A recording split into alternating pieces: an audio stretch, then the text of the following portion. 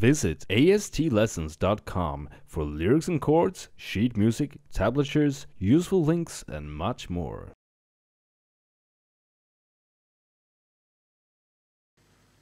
Hi, this is Robert from AST Lessons. Today I'm going to show you how to play Sleeping Sickness with sitting color. The key is E minor and the average tempo is somewhere around 67 to 68 BPM. Bear in mind that this is not an easy version, however I have added a last part on how to make it easier. The way I will go into details this time is to be very specific in the parts where it doesn't sing, and then in the singing parts I will show you the different strum patterns and let you decide which to use and when to use them. And then in final details I will show you a few more additions if you wish to make it more interesting.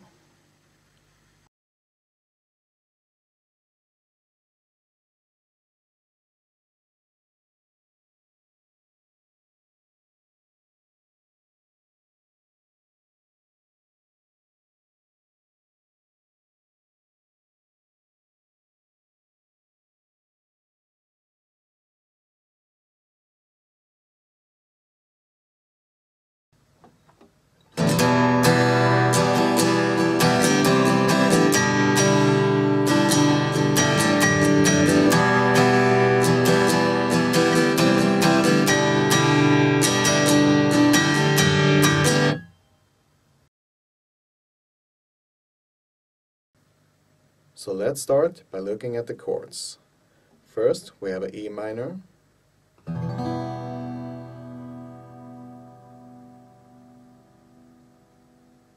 you can also use index finger and middle finger. Next is a C,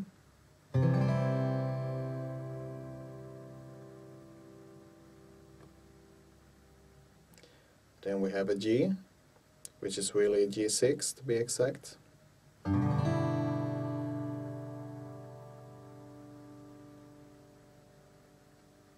You can also do it like this, with middle finger, index finger, and ring finger. Last, we have a G5 with an F sharp bass. And here, you should mute the A string, which is done by bending your middle finger over the A string.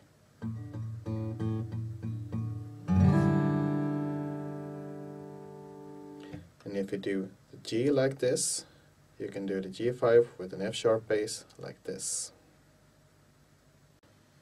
And now on to the strummings. D means down strum, U means up strum, star means that you don't play anything new that beat, and the caret means that you release the chord before strumming like this. In the demonstrations, you can always see which pattern I'm using by looking down here. So all the patterns mainly originate from two bigger sets of patterns. The one I'm going to show you now is used in the intro, verses, interlude and solo part 2. And the other one is used in chorus 1, 2, 3 and solo part 1. I will show you that later in the walkthrough for the choruses. So the first series of patterns sound like this. So I will first play them fast and then slow. First two are used for E minor and G. Number 1.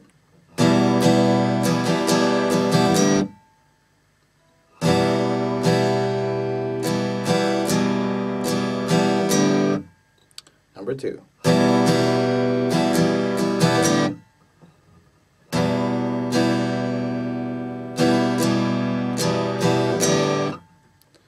These two are used for C and G5 with an F sharp bass. Number 3.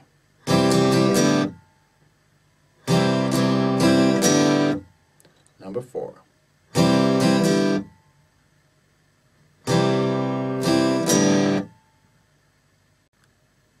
So if you don't want to play the intro exactly like he does, you can just compile your own intro by selecting parts from the patterns I just showed you.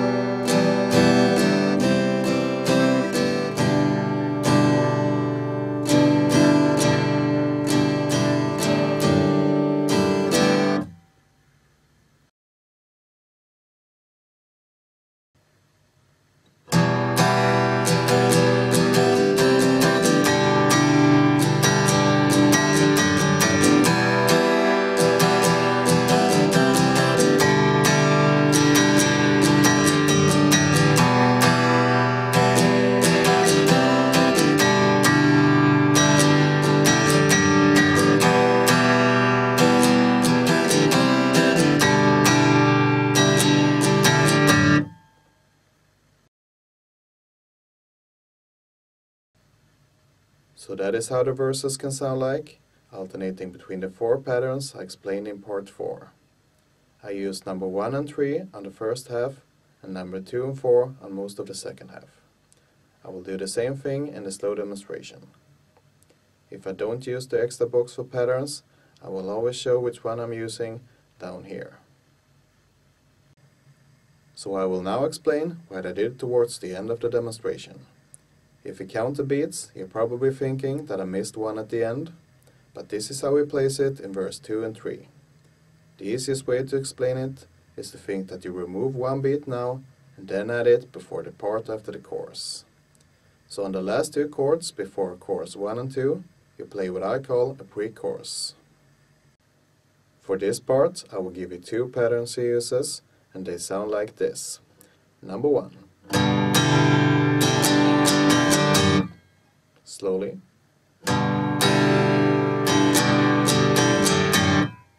Number 2. Slowly.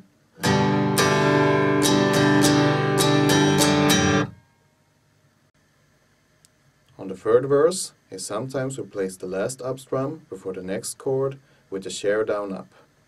It could sound like this.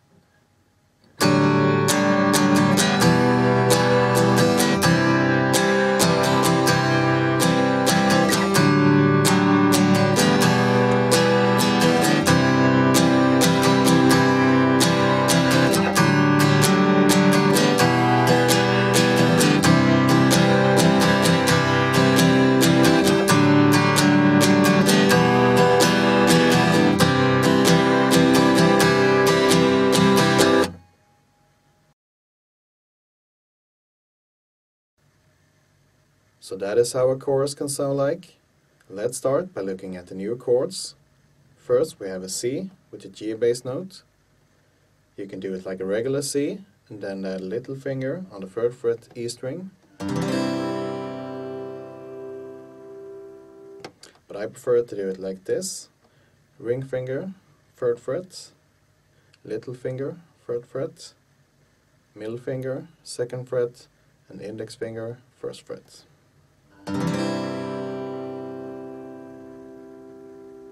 For the other one, just move that shape 2 steps, and then we have a D add 4 with an A bass note.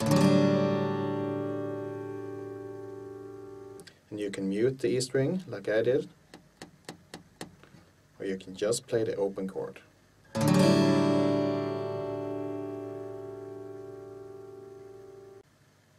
And here is the patterns for the choruses.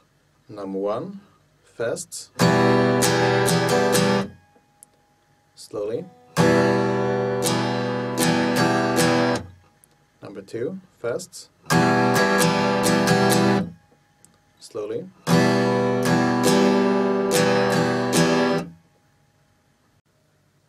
So the D add 4/A in E minor is played for 1 whole pattern and the C/E for 2. The 2nd and 3rd chorus is like the first, you just apply the new lyrics. Then in the 3rd chorus, on the last C/E, you can do like a fermata, just strum the chord once and let it ring for as long as you feel like.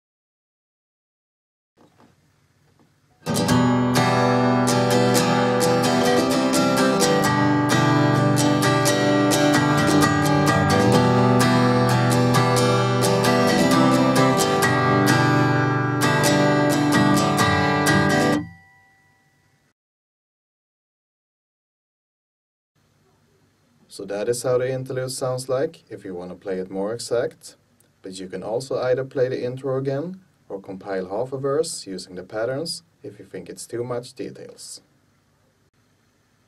Anyway, what's different if you do want to play it like this is that you sometimes add a down on the 2, and then you sometimes replace the last beat before the next chord with the share down up.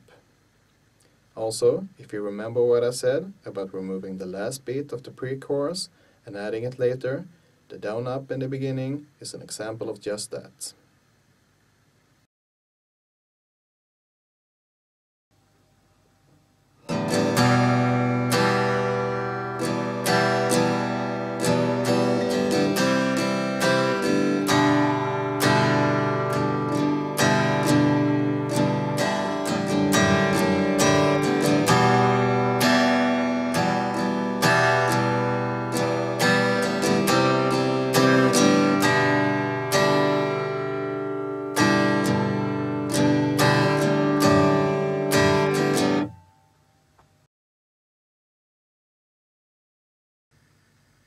On the first part of the solo, you just play like a chorus.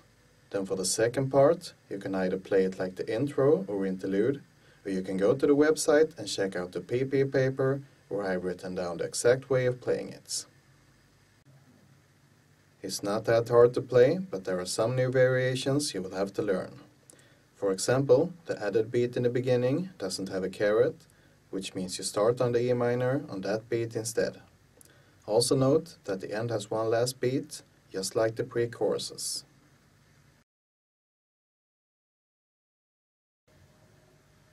So here are 4 additions you can do to get more dynamics and melody in your playing. One thing is to accentuate many of the offbeat strums by making them longer and or harder. For those of you who don't know what offbeat means, it's the ends. And in the choruses, you can sound the open D string by releasing the middle finger on the last end of the round. Another thing is to not play the high E string. This will make the sound a little heavier. And also, in the first series of patterns on the G and G5 with an F sharp bass, is sometimes do a pull off on the 3rd fret of the B string like this. It's always done on the ends with the B note timed with the next beat like this.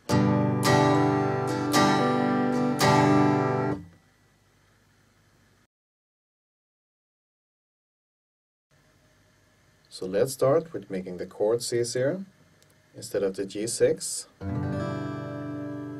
you can play any kind of G, like this, or this. And you can do the G5 with an F sharp bass, like this, or this. And in the choruses, instead of the D add 4 with an A bass note, you can take a C and then move it like this.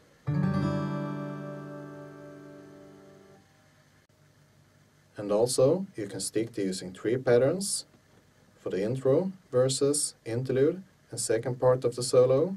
I suggest these 2. Long chords, and